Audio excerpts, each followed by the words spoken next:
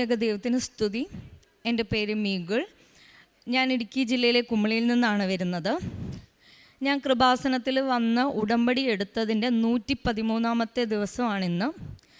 ആ 113-ാമത്തെ ദിവസം എന്നെ ഇവിടെ കയറ്റി സാക്ഷ്യത്തിന് യോഗ്യയാക്കിയ പരിശുദ്ധ അമ്മയോടുള്ള മധ്യസ്ഥ പ്രാർത്ഥനയും അതുപോലെ ഇവിടുത്തെ ഉടമ്പടിയുമാണ്.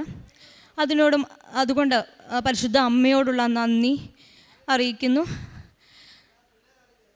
അതിനോടൊപ്പം എനിക്കിന്നിവിടെ സാക്ഷ്യം പറയാനായിട്ട് കാരണമായി തീർന്നത് എൻ്റെ ജീവിതത്തിലുണ്ടായിട്ടുള്ള സങ്കടങ്ങളും പ്രയാസങ്ങളും ദുരിതങ്ങളും ഒറ്റപ്പെടലുകളും ഒക്കെയാണ്. ഈ സഹനങ്ങളൊക്കെ എനിക്ക് തന്നത് കർത്താവായ യേശുക്രിസ്തുവാണ്. ആ യേശുക്രിസ്തു തന്ന സഹനങ്ങൾ മൂലമാണ് ഇന്ന് ഞാനിവിടെ വന്ന് സാക്ഷ്യം പറയാനായിട്ട് കാരണമായത്. ആ സഹനത്തെ പ്രതി കർത്താവായ യേശുക്രിസ്തുവിൻ്റെ നാമത്തിൽ ഞാൻ നന്ദി അറിയിക്കുന്നു. എൻ്റെ ഹസ്ബൻഡ് ദുബായിൽ എൻജിനീയറായിട്ട് വർക്ക് ചെയ്യുവാണ്. 2019 മുതൽ വർക്ക് ചെയ്യുവാണ്. ഏകദേശം 4 വർഷത്തോളമായി വർക്ക് ചെയ്യുന്നുണ്ടെങ്കിൽ പോലും ഞാനും എറണാകുളത്ത് വർക്ക് ചെയ്യുന്നുണ്ട്. പക്ഷേ ഞങ്ങൾക്ക് ഒരുപാട് സാമ്പത്തികമായിട്ടുള്ള ബുദ്ധിമുട്ടുകളുണ്ട്. അതുപോലെ തന്നെ ഞങ്ങളുടേതൊരു ലവ് മാരേജ് ആയിരുന്നു. ഞങ്ങൾ യാക്കോബായ സമുദായത്തിൽപ്പെട്ടവരാണ്. സെയിം സമുദായക്കാരാണെങ്കിൽ പോലും കല്യാണം ഉറപ്പിച്ചതിന് ശേഷം സാമ്പത്തികത്തിൻ്റെ കാര്യങ്ങൾ പറഞ്ഞും അതുപോലെ ഞാൻ ഇടുക്കിയിൽ ഒരു ഗ്രാമപ്രദേശത്ത് താമസിക്കുന്ന എന്നെ ഒരു പട്ടണത്തിലോട്ട് കല്യാണം കഴിഞ്ഞ് വരുമ്പം എൻ്റെ മാതാപിതാക്കളുടെ രീതികളും എൻ്റെ രീതികളും തന്നെ നാട്ടുമ്പുറത്തുകാരുടെ രീതികളൊക്കെ ആയിരുന്നു. അപ്പോൾ അതുമായിട്ട് എൻ്റെ ഭർത്തൃ വീട്ടുകാർക്ക് പൊരുത്തപ്പെട്ടു പോകാനായിട്ടുള്ള അവരെയും കുറ്റം പറഞ്ഞിട്ട് കാര്യമില്ല. അവർ ജീവിച്ച സാഹചര്യവും ഞങ്ങൾ ജീവിച്ച സാഹചര്യവും തമ്മിൽ ഒരുപാട് വ്യത്യാസങ്ങളൊക്കെ ഉണ്ടായിരുന്നു. അതുപോലെ സാമ്പത്തികമായിട്ട് നല്ല അന്തരം ഉണ്ടായിരുന്നു. അപ്പോൾ കല്യാണത്തിന് മുമ്പ് തന്നെ 2 വീട്ടുകാരും തമ്മിൽ കുറേ അസ്വസ്ഥതകളുണ്ടായിരുന്നു. പക്ഷേ ഈ അസ്വസ്ഥതകളുടെയൊക്കെ ചോദ്യമുന എന്നിലേക്കാണ് വന്നത്. ഹസ്ബൻഡിൻ്റെ കുറ്റപ്പെടുത്തലുകൾ, ഭർത്തൃ വീട്ടുകാരുടെ കുറ്റപ്പെടുത്തലുകൾ, എൻ്റെ വീട്ടുകാരുടെ കുറ്റപ്പെടുത്തലുകൾ. അങ്ങനെ ഈ കഴിഞ്ഞ 4 വർഷത്തോളമായിട്ട് 2019 ഫെബ്രുവരിയിലാണ് എൻ്റെ കല്യാണം ഉറപ്പിക്കുന്നത്. ആ സമയം തൊട്ട് ഈ ഉടമ്പടി എടുക്കുന്ന നാൾ വരെ ഞാൻ എല്ലാവരുടെയും കുറ്റപ്പെടുത്തലുകളും പരിഹാസങ്ങളും എല്ലാ ഭാഗത്തു നിന്ന് ഏറ്റ് സങ്കടപ്പെട്ട് കഴിയുന്നൊരവസ്ഥയിലാണ് ഞാൻ കഴിഞ്ഞു പോയിക്കൊണ്ടിരുന്നത്. ചില അവസരങ്ങളിലൊക്കെ ദൈവത്തോട് ഞാൻ മുട്ടിപ്പായിട്ട് പ്രാർത്ഥിക്കുമായിരുന്നു. ചില അവസരങ്ങളിൽ ദൈവത്തോട് എനിക്ക് ഭയങ്കരമായിട്ട് ദേഷ്യം വരുമായിരുന്നു. എന്തിനെന്നോട് ഇങ്ങനെയൊക്കെ ചെയ്തു എന്ന് പറഞ്ഞ് ഒരുപാട് തവണ അങ്ങനെയൊക്കെ ചോദിച്ചിട്ടുണ്ട്. അങ്ങനെ ഇരിക്കുന്ന സമയത്താണ് ഒരു 3 വർഷം മുമ്പ് ഈ ലൈറ്റ് എ ക്യാൻഡിൽ റിക്വസ്റ്റ് എന്ന് പറഞ്ഞിട്ട് ഒരു പ്രെയർ റിക്വസ്റ്റിനെ കുറിച്ച് എൻ്റെ ഫ്രണ്ട് പറഞ്ഞു. നിർഭാഗ്യവശാൽ എൻ്റെ ആ ഫ്രണ്ട് ഇന്ന് ജീവിച്ചിരിപ്പില്ല. അവളുടെ ഗർഭാവസ്ഥയിൽ 8ാമത്തെ മാസം അവൾക്ക് ക്യാൻസർ ഡിറ്റക്റ്റ് ചെയ്തു. അതിനുശേഷം 1 വർഷം കഴിഞ്ഞപ്പോൾ അവളും മരിച്ചുപോയി. അവളാണ് എന്നോട് ഈ കൃപാസനത്തെക്കുറിച്ച് പറയുന്നത്. അവൾക്ക് അസുഖം വന്ന സമയത്തുമെല്ലാം അവൾ പ്രാർത്ഥിക്കുമായിരുന്നു. അപ്പോഴും ഞാൻ വിചാരിച്ചു അവൾ പ്രാർത്ഥിച്ച് സൗഖ്യപ്പെടാത്ത ദൈവത്തെ ഞാൻ എന്തിനു വിളിക്കുന്നു എന്നാണ് ഞാൻ വിചാരിച്ചത്. പക്ഷെ ഞാൻ ഒരു കാര്യം മാത്രം അവളുടെ പ്രത്യാശ ഞാൻ ഐഡൻറ്റിഫൈ ചെയ്തില്ല. കാരണം 8 മാസം ഗർഭിണിയായ ഒരു സ്ത്രീക്ക്, അതും ജീവിതം തുടങ്ങിയ ഒരു വ്യക്തിക്ക് ക്യാൻസർ ഡിറ്റക്റ്റ് ചെയ്യുമ്പോൾ സ്വാഭാവികമായിട്ട് ഞാൻ ദൈവത്തെ പ്രാഗത്തേ ഉള്ളൂ എൻ്റെ സ്വഭാവം അനുസരിച്ച്. പക്ഷേ അവൾ ഒരിക്കൽ പോലും ദൈവം എനിക്ക് തന്നു അല്ലെങ്കിൽ ദൈവം ഇങ്ങനെ എന്നോട് പ്രവർത്തിച്ചു എന്ന് പറഞ്ഞിട്ടില്ല. വളരെ പോസിറ്റീവായിട്ട് അവൾ ഞങ്ങളോടെല്ലാം പെരുമാറി. എല്ലാവരെയും കോൺടാക്റ്റ് ചെയ്യുമായിരുന്നു, എല്ലാവരെയും വിളിക്കുമായിരുന്നു. ICUവിൽ കിടക്കുന്ന സമയത്താണെങ്കിലും എനിക്ക് സാക്ഷ്യത്തിൻ്റെ വീഡിയോകൾ അയച്ചു തരുമായിരുന്നു. എന്നോട് പറയും നീ കൃപാസനത്തിൽ പോകണം, പ്രാർത്ഥിക്കണമെന്നൊക്കെ പറയുമായിരുന്നു. എന്നെ എപ്പോഴും മോട്ടിവേറ്റ് ചെയ്യുമായിരുന്നു. അതിനുശേഷം അവൾക്ക് കുട്ടി ഉണ്ടായി. ഏകദേശം കുട്ടിക്ക് 1 വയസ്സാവാറായപ്പോഴത്തേക്കിനാണ് വീണ്ടും സിവിയർ കണ്ടീഷൻ വന്ന് അവൾ ICUവിൽ കിടന്ന സമയത്തും എനിക്ക് എല്ലാ ദിവസവും 5:30 സാക്ഷ്യം അയച്ചു തരുമായിരുന്നു. പക്ഷേ ഞാൻ ഒരു സാക്ഷ്യം പോലും ഞാൻ ഓപ്പൺ ചെയ്തിട്ടുമില്ല, നോക്കിയിട്ടുമില്ല, ഒന്നുമില്ല. അതിനിടയ്ക്കാണ് അവൾക്ക് ക്യാൻസർ സീരിയസ് ആയി. അവളിനി തിരിച്ചു വരില്ല എന്നുള്ളൊരു സ്റ്റേജ് വന്ന് എനിക്ക് മനസ്സിലായി. കഴിഞ്ഞ വർഷം ഒക്ടോബർ മാസത്തിൽ എനിക്ക് എല്ലാവരും പറഞ്ഞു അവളിനി ഒരു തിരിച്ചുവരവ് ഉണ്ടാവില്ല. അപ്പോൾ ആ സമയത്ത് അവളുടെ പപ്പയുടെ സഹോദരനോട് ഞാൻ പറഞ്ഞു, എനിക്ക് അവളുടെ അവസാന നിമിഷങ്ങൾക്ക് മുമ്പ് എനിക്ക് 3 ദിവസമെങ്കിലും എനിക്ക് അവളുടെ കൂടെ താമസിക്കണമെന്ന് പറഞ്ഞു. എനിക്ക് അവളുടെ കൂടെ അവസാനമായിട്ട് ചിലവഴിക്കാൻ കിട്ടുന്ന സമയമാണ്, അതുകൊണ്ട് എനിക്ക് അവളുടെ കൂടെ താമസിക്കണമെന്ന് പറഞ്ഞു. അങ്ങനെ അവസാന സ്റ്റേജിൽ രാജഗിരിയിൽ നിന്ന് അഡ്മിറ്റ് ആക്കിയിട്ട് അവളെ ഇടുക്കിയിലെ വീടിനടുത്തുള്ള ഹോസ്പിറ്റലിലേക്ക് കൊണ്ടുപോയി. അപ്പോൾ അവളുടെ പാപ്പൻ എന്നെ വിളിച്ചിട്ട് പറഞ്ഞു, ഇവിടെ വന്ന് നിന്നോ, ഇനി എത്ര ദിവസം ഉണ്ടെന്ന് അറിയില്ല എന്ന് പറഞ്ഞു. ഞാനങ്ങനെ 3 ദിവസം അവളോടൊപ്പം പോയി ചിലവഴിച്ചു. ആ സമയത്തും അവൾക്ക് ഭയങ്കര പ്രത്യാശയായിരുന്നു. ഞാൻ ഓർത്തെൻ്റെ ദൈവമേ, ഇവളെന്താ ഇങ്ങനെയൊക്കെ സംസാരിക്കുന്നത്, തിരിച്ചു വരുമെന്നുള്ള പ്രത്യാശയെ തന്നെ നിന്നു. ആ ഹോസ്പിറ്റലിൽ എല്ലാ ദിവസവും മാസ് ഉണ്ട്. 5:30 മാസ് തുടങ്ങി ഒരു 6:15 സമയമൊക്കെ ആകുമ്പോഴത്തേന് കുർബാന വരും. അപ്പം ഞാൻ കുറേ 2.5 വർഷമൊക്കെ കൂടിയാണ് കുമ്പസാരിക്കുന്നത്, കുർബാന കൊള്ളുന്നതൊക്കെ. അപ്പം ഞാൻ കിടന്നുറങ്ങുമ്പം ഇവൾ രാവിലെ എന്നെ വിളിച്ചിട്ട് പറയും, മരിക്കാൻ പോകുന്നൊരു രോഗിയാണെന്ന് ഓർക്കണം, എന്നെ വിളിച്ചിട്ട് പറയും, നീ എഴുന്നേക്ക്, നീ എന്താണ് കുർബാന അനുഭവിക്കാത്ത, നീ എന്താണ് ഇങ്ങനെ കിടക്കുന്നത്, നീ ഇങ്ങനെ നടന്നോ കേട്ടോ. എന്നിട്ട് എപ്പോഴും എന്നോട് ഇങ്ങനെ പറയുമായിരുന്നു. അങ്ങനെ അവൾ കുർബാന കൊള്ളും, ഞാൻ അവിടെ ജസ്റ്റ് കുർബാന വരുന്ന സമയത്ത് എഴുന്നേറ്റ് നിൽക്കും, അങ്ങനെ മാത്രമേ ഉണ്ടായിരുന്നുള്ളൂ. അങ്ങനെ 2-3 ദിവസം കഴിഞ്ഞു. ഞാനൊരു തിങ്കളാഴ്ച തിരിച്ചു പോന്നു. അത് കഴിഞ്ഞിട്ട് വന്ന വ്യാഴാഴ്ച അവൾ മരിച്ചു. വളരെ പ്രത്യാശയിൽ തന്നെയാണ് അവൾ ഈ ലോകത്തുനിന്ന് വേർപെട്ട് പോയത്. അതിനുശേഷം എൻ്റെ മനസ്സിൽ എപ്പോഴും വളരെ ഒരു സങ്കടം കിടപ്പുണ്ടായിരുന്നു. എൻ്റെ മാനസാന്തരത്തിന് വേണ്ടിയിട്ട് അവൾക്ക് ഭയങ്കര ആഗ്രഹമായിരുന്നല്ലോ എനിക്കത്. അവൾ ജീവിച്ചിരിക്കുന്ന സമയത്ത് ഞാൻ ദൈവത്തിങ്കിലേക്ക് തിരിയാനായിട്ട് എനിക്ക് പറ്റിയില്ലല്ലോ എന്നുള്ളൊരു സങ്കടമൊക്കെ ഉണ്ടായിരുന്നു. പക്ഷെ അതൊക്കെ ഞാനങ്ങ് മറന്നുപോയി. അങ്ങനെ ഇരിക്കുന്ന സമയത്താണ് അവൾ മരിച്ച മാസം തന്നെ എൻ്റെ ഹസ്ബൻഡിനൊരു ജോലി കിട്ടി. അതിൻ്റെ ഇടയ്ക്ക് ഞാൻ ഹസ്ബൻഡുമായിട്ട് സാമ്പത്തികമായിട്ടുള്ള എൻ്റെ തർക്കങ്ങളൊക്കെ ഉണ്ടായിരുന്നു. വേറെ പ്രശ്നങ്ങളൊക്കെ ഒന്നുമില്ലായിരുന്നു. പക്ഷേ അതിൻ്റെ ഇടയ്ക്ക് ചെറിയ ചെറിയ തർക്കങ്ങളൊക്കെ വരുമ്പം എൻ്റെ കസിനോട് ഞാനിങ്ങനെ പറയും. അപ്പോൾ അവൾ ഇവിടെ വന്ന് ഉടമ്പടി എടുത്തിട്ടുണ്ട്, അവൾക്ക് ഒരുപാട് സാക്ഷ്യങ്ങളൊക്കെ ഉണ്ടായിട്ടുണ്ട്. അപ്പം ഞാൻ പറയും, എടി കൃപാസനത്തിൽ എനിക്ക് വിശ്വാസമില്ല, കാരണം അവിടുത്തെ എന്തൊക്കെ ട്രോള് വീഡിയോകളൊക്കെ കാണുന്നുണ്ട്, എനിക്കതിലൊന്നും വിശ്വാസമില്ല. പക്ഷേ മാതാവിൽ എനിക്ക് വിശ്വാസമാണ്. അപ്പം അവൾ എന്നോട് പറഞ്ഞു, അങ്ങനെയാണ് നീ ഇവിടെ ഇരുന്ന് പ്രാർത്ഥിക്കാൻ പറഞ്ഞു. പക്ഷേ പിന്നെ ഞാൻ വിചാരിക്കുന്ന പോകാമെന്ന് വിചാരിച്ചിരിക്കും. പിന്നെ കുറേ തടസ്സങ്ങൾ വരും, അങ്ങനെ പോകാതൊക്കെ ഇരുന്നു. അങ്ങനെ ആ സമയത്ത് ഹസ്ബൻഡിന് ഒക്ടോബർ മാസത്തിൽ ജോലി ശരിയായി. അപ്പോൾ പഴയ കമ്പനി 2 മാസം നോട്ടീസ് പീരീഡ് സെർവ് ചെയ്യണമായിരുന്നു. അങ്ങനെ ഡിസംബർ മാസത്തിലായപ്പോഴത്തേക്കിന് പുള്ളിക്കൊരു ജോലി കിട്ടി, പുതിയൊരു നല്ലൊരു സാലറി പാക്കേജിലൊക്കെ ജോലി കിട്ടി പുള്ളിക്ക്. അപ്പോൾ ജോലി കിട്ടിയപ്പോഴും ഞങ്ങൾ തമ്മിൽ കുഞ്ഞു ചെറിയ പ്രശ്നങ്ങളൊക്കെ ഉണ്ട്. അപ്പോഴും ഞാൻ ഇവളോട് വിളിച്ചിട്ട് പറയും, എടി ഇങ്ങനെ പ്രശ്നമാണ്. എൻ്റെ കസിൻ്റെ അടുത്ത് വിളിച്ചിട്ട് പറയും പ്രശ്നങ്ങളാണെന്ന് പറയുമ്പോൾ ഇവളെന്നോട് പറയും, നീ കൃപാസനത്തിൽ പോ. അപ്പം ഞാൻ ഇങ്ങനെ മനസ്സിൽ ഇങ്ങനെ തന്നെ വിചാരിച്ചു, ഹസ്ബൻഡിന് ജോലി കിട്ടിയ കാര്യം എനിക്കും എൻ്റെ ഹസ്ബൻഡിന് മാത്രമേ അറിയത്തുള്ളൂ. പുള്ളി പഴയ കമ്പനിയുടെ നോട്ടീസ് പീരീഡ് സെർവ് ചെയ്തുകൊണ്ടിരിക്കും. അപ്പം ഞാനിപ്പോൾ കൃപാസനത്തിൽ പോകുകയാണെങ്കിൽ എല്ലാവരും വിചാരിക്കും എൻ്റെ ഹസ്ബൻഡിന് ഞാൻ ഇവിടെ വന്ന് പ്രാർത്ഥിച്ച് കിട്ടിയ ജോലിയാണല്ലോ എന്ന് വിചാരിക്കും. എന്താണെങ്കിലും കൃപാസന മാതാവിന് ക്രെഡിറ്റിൻ്റെ ആവശ്യമില്ല എന്ന് മനസ്സിൽ വിചാരിച്ചൊരു വ്യക്തിയാണ് ഞാൻ. എന്തുകൊണ്ടെന്നാലും ആ ജോലി എൻ്റെ ഹസ്ബൻഡ് ഡിസംബർ മാസത്തിൽ കയറി. നല്ല സാലറി പാക്കേജ് ആയിരുന്നു, ഞങ്ങളുടെ പ്രശ്നങ്ങൾക്കെല്ലാം ഉള്ളൊരു പരിഹാരമായിരുന്നു. സുന്ദര സ്വപ്നമായൊരു ജീവിതം കണ്ടാണ് ഞങ്ങൾ ആ ജോലിയിലേക്ക് അദ്ദേഹം കയറിയത്. പക്ഷേ ജോലിക്ക് കയറി അന്ന് തൊട്ട് സമാധാനമായിട്ട് ഒരു ദിവസം പോലും ഞങ്ങൾ കടന്നിട്ടില്ല. അതുപോലെ മെൻ്റൽ ടോർച്ചറിങ് ആയിരുന്നു. മാനസികമായിട്ട് എൻ്റെ ഹസ്ബൻഡ് ഒരുപാട് പ്രശ്നങ്ങൾ, പുള്ളി ഫോണിൽ വിളിച്ച് സംസാരിക്കുക എനിക്ക് ഭയങ്കര ബുദ്ധിമുട്ടുകളാണെന്നൊക്കെ പറയും. അപ്പോൾ എനിക്ക് ഇവിടുന്ന് ഭയങ്കര സങ്കടവും. ഞാനിങ്ങനെ പ്രാർത്ഥിക്കുവരുന്ന എല്ലാ മാസവും പ്രശ്നം. അങ്ങനെ മുന്നോട്ട് പോയി. അതിൻ്റെ ഇടയ്ക്ക് പുതിയ ജോലി കിട്ടിയത് കൊണ്ട് ഏപ്രിൽ മാസത്തിൽ ഞാൻ ദുബായിക്ക് പോകാനായിട്ടുള്ള പ്ലാനിലൊക്കെ ഇരുന്നു. അങ്ങനെ ഇരിക്കുമ്പോഴാണ് ഫെബ്രുവരി മാസത്തിൽ ഇടുത്തി പോലെ അദ്ദേഹത്തിൻ്റെ പുതിയ കമ്പനിയിലെ ഓണർ പറഞ്ഞു, അദ്ദേഹത്തിനെ ഇനിയും ഈ കമ്പനിയിൽ വേണ്ട, അദ്ദേഹത്തിനുള്ള ജോലികളൊന്നും ഇവിടെ ഇല്ല, അതുകൊണ്ട് താങ്കൾ മാർച്ച് മാസം കൂടെ ജോലി ചെയ്തിട്ട് ഇവിടെ നിന്ന് പൊയ്ക്കോളാൻ പറഞ്ഞു.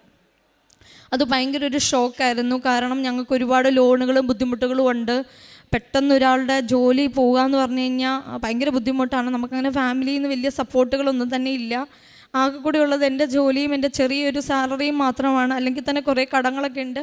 എന്നാലും ഞാൻ എൻ്റെ പ്രത്യാശ കൈവിടാതെ പറഞ്ഞു, ജോലി പോയാൽ പോട്ടെ, നിങ്ങൾ നാട്ടിലോട്ട് വാ. അപ്പം ഞങ്ങളുടെ കല്യാണം കഴിഞ്ഞിട്ട് ഏകദേശം 3 വർഷവുമായി കുട്ടികളൊന്നുമില്ല. അപ്പം ഞാൻ പറഞ്ഞു, ഏതായാലും നമുക്ക് കുട്ടികളൊന്നും ഇല്ലല്ലോ, നിങ്ങൾ ഏതായാലും നാട്ടിലോട്ട് പോരെ, നമുക്ക് കുട്ടികളുടെ കാര്യത്തിൽ എന്തെങ്കിലും തീരുമാനമായിട്ട് നിങ്ങൾ തിരിച്ചു പോയാൽ മതി എന്ന് പറഞ്ഞു. അങ്ങനെ പുള്ളി മാർച്ച് മാസം അവിടെ കണ്ടിന്യൂ ചെയ്തു. അത് കഴിഞ്ഞ് ഏപ്രിൽ ആദ്യത്തെ ആഴ്ച ഇയാൾ വിളിച്ചിട്ട് പറഞ്ഞു, മാത്യുവിന് വർക്ക് ഉണ്ട്, പക്ഷേ ഇത്ര സാലറി തരാൻ പറ്റില്ല എന്ന് പറഞ്ഞു. അപ്പോൾ അയാളുടെ ഉദ്ദേശം എന്ന് പറഞ്ഞാൽ എൻ്റെ ഹസ്ബൻഡിൻ്റെ ആവശ്യം ആ ഓഫീസിലുണ്ട്, പക്ഷേ അയാൾക്ക് ഡിസംബർ മാസത്തിൽ ജോയിൻ ചെയ്യാൻ സമയത്ത് പറഞ്ഞ സാലറി കൊടുക്കാൻ താല്പര്യമില്ല. പക്ഷേ എൻ്റെ ഹസ്ബൻഡിനെ അവിടെ ജോലിക്ക് വേണം താനും.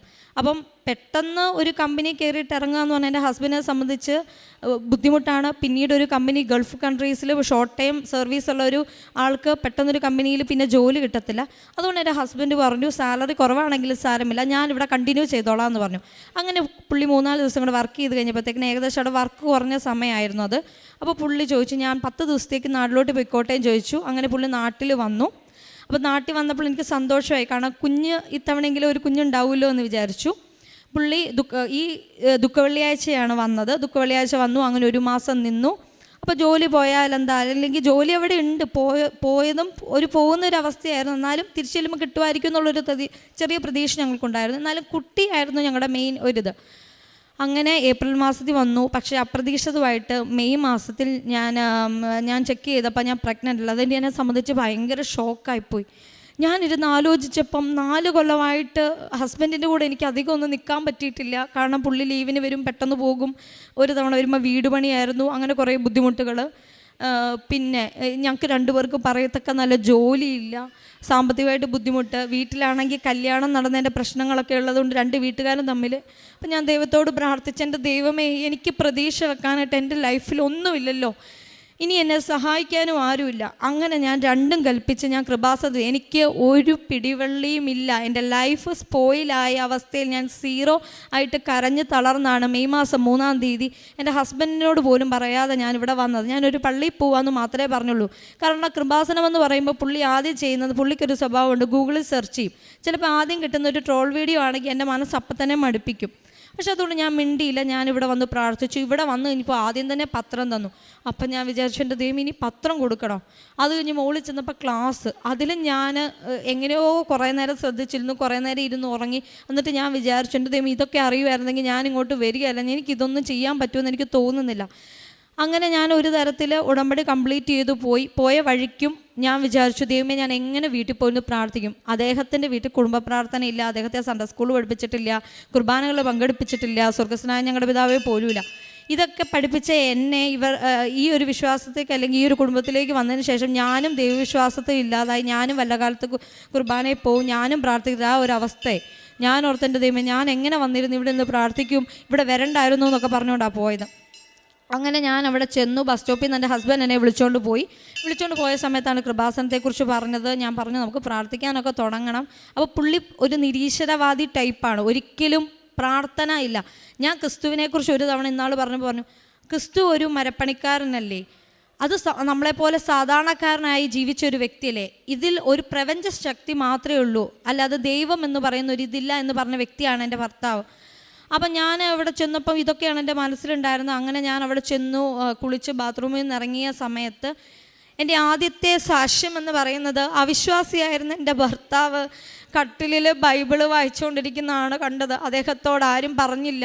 പക്ഷെ മാതാവ് അവിടെ ഉടമ്പടി എടുത്ത് ഞാൻ പ്രാർത്ഥിക്കാൻ തുടങ്ങിയിട്ട് പോലുമില്ല. ആ സമയത്ത് അവിശ്വാസിയായ എൻ്റെ ഹസ്ബൻഡ് വിശ്വാസത്തിലേക്ക് വന്നു, പ്രാർത്ഥിക്കാൻ തുടങ്ങി.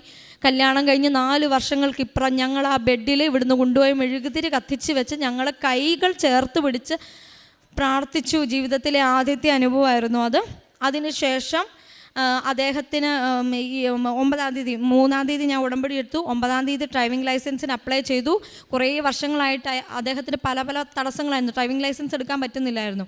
അങ്ങനെ 9-ാം തീയതി പുള്ളി ഡ്രൈവിംഗ് ലൈസൻസിന് അപ്ലൈ ചെയ്തപ്പോൾ ഒരു ചലഞ്ച് ഉള്ളത്, ലേണേഴ്സ് പാസ്സായി 1 മന്ത് കംപ്ലീറ്റ് ചെയ്താലേ നമുക്ക് ടെസ്റ്റിന് അപ്ലൈ ചെയ്യാൻ പറ്റത്തുള്ളൂ. അപ്പോൾ എൻ്റെ ഹസ്ബൻഡ് പറഞ്ഞു, എടി ചിലപ്പോൾ ഇയാൾ തിരിച്ചു വിളിക്കുകയാണെങ്കിൽ എനിക്ക് പോകേണ്ടി വരും, എനിക്ക് ടെസ്റ്റിന് അറ്റൻഡ് ചെയ്യാൻ പറ്റുമെന്ന് തോന്നുന്നില്ല. അപ്പോൾ ഞാൻ പറഞ്ഞു, കുഴപ്പമില്ല, ചിലപ്പോൾ അത് കഴിഞ്ഞിട്ടായിരിക്കും ഇയാൾ വിളിക്കുന്നത്, എന്തായാലും നിങ്ങൾ കൊടുക്കാൻ പറഞ്ഞു. അങ്ങനെ അദ്ദേഹം ലേണേഴ്സ് പാസ്സായി, 9-ാം തീയതി പാസ്സായി. അടുത്ത ജൂൺ 9 വരെ അദ്ദേഹത്തിന് വെയിറ്റ് ചെയ്യേണ്ടിയിരുന്നു. അങ്ങനെ അതങ്ങ് കഴിഞ്ഞു. അതിനുശേഷം പിന്നെ ഈ കമ്പനിയിൽ നിന്ന് ഇദ്ദേഹത്തെ തിരിച്ചു വിളിക്കുന്നില്ല. സാധാരണഗതിയിൽ ഒരു എംപ്ലോയി നാട്ടിൽ പോയി കഴിഞ്ഞാൽ അവർ തിരിച്ചു വിളിക്കുന്ന ഡേറ്റ്.